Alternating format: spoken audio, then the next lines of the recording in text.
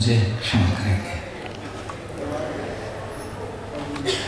जब प्रोफेसर नाग देव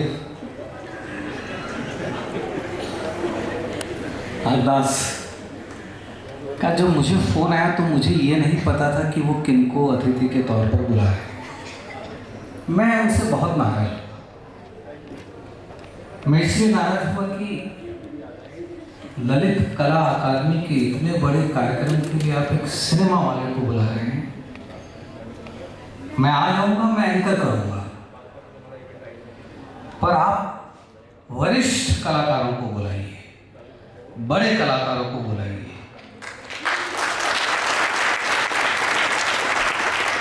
पर मुझे ये नहीं पता था कि वो 3 देवताओं को बुला लेंगे, एक राम, एक वासुदेव, स्वयं नागदेव, और 2 नक्षत्रों को बुला लेंगे, एक मनोज और एक चंद्र प्रकाश। तो मैं आप सबका नमन करता हूं।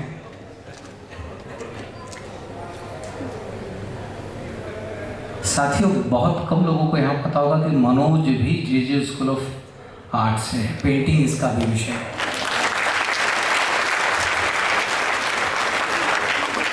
और ये शायद वासुदेव जी और मनोज जानते हैं कि पेंटिंग मेरा भी विषय था, लेकिन मैंने छोटी पेंटिंग छोड़ दी और एक बहुत बड़ा कैनवास चुन लिया जिसको सिनेमा कहते हैं। और मैं लगभग जितनी विधाएं कला की है सभी का मैं उपयोग करता हूं। पर मुझे आज जो सबसे बड़ा आश्चर्य हुआ, मैं मनोज को निकलने के बाद कहने वाला था कि मुझे ये पहली बार एहसास हुआ वासुदेव जी कि जो कला से जुड़े हुए चित्रकार हैं, शिल्पकार हैं, मूर्तिकार हैं, फोटोग्राफर हैं, वो बहुत अच्छे इंसान भी हैं। क्यों है मैं बताता हूं। आज मैंने कल्पना नहीं की थी कि इस सभागार में इतने लोग उपस्थित होंगे, क्योंकि इतने लोग हमारी फिल्में देखने आते तो हमारी फिल्में फ्लॉप नहीं होती।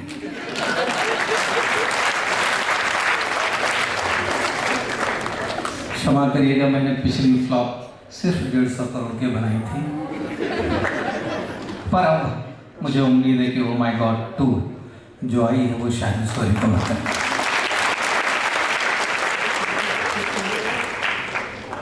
साथियों, मैं अपनी बात अब कहूंगा और बड़े संक्षेप में कहूंगा कि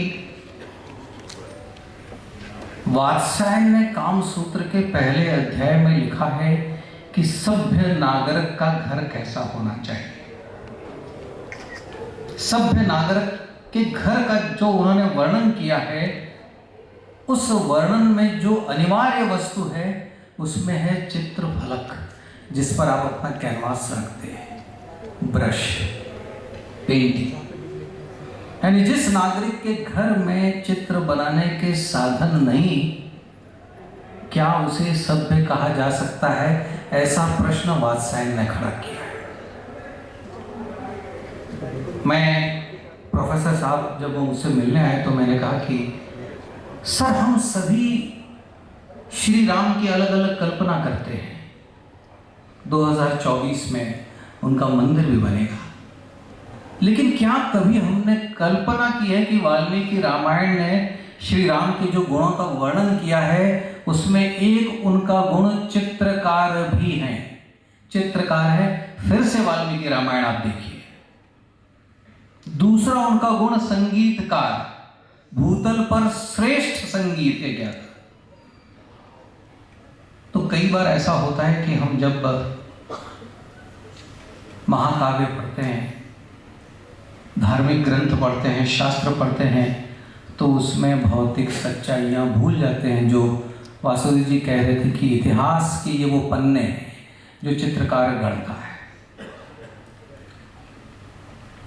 यहाँ इतने विद्वानों के बीच में मुझे कम बोलना चाहिए, क्योंकि बुद्धिमान वही होता है जो विद्वानों की सभा में चुप रहता है। तो मैं आप लोगों को धन्यवाद कहूँगा कि मुझे ये अवसर मिला कि मैं ऐसे 20 बड़े कलाकारों के साथ हाथ मिला सका।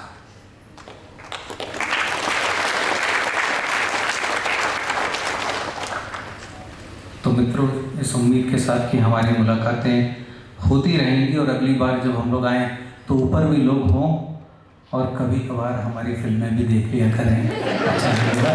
धन्यवाद।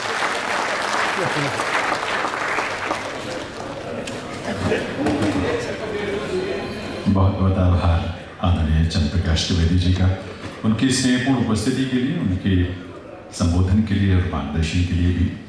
देवी सज्जनों, आज के इस कार्यक्रम के मुख्य अतिथि के रूप में जिस विभूति को हम अपने बीच पा रहे हैं, उन्हें सुनने की आतुरता तो है ही, क्योंकि उनकी प्रतिभा, उनकी कला, उनकी क्षमता को हमने तमाम अलग अलग माध्यमों से और ख़ासतौर पर टेलीविज़न, रंगमंच और फिल्मों के माध्यम से हमने देखा है।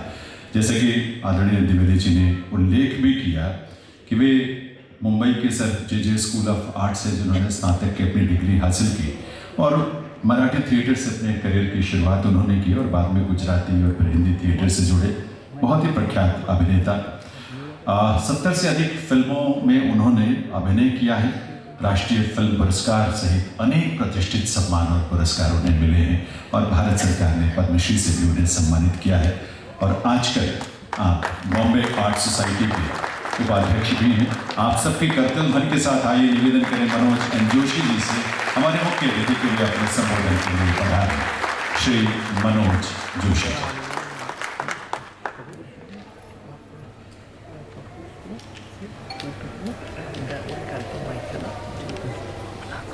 ये यंत्र पहले बंद करो।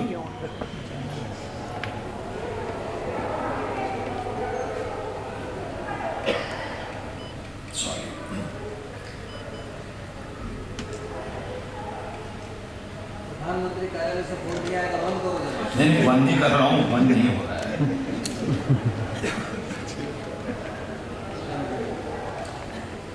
कोई बात नहीं।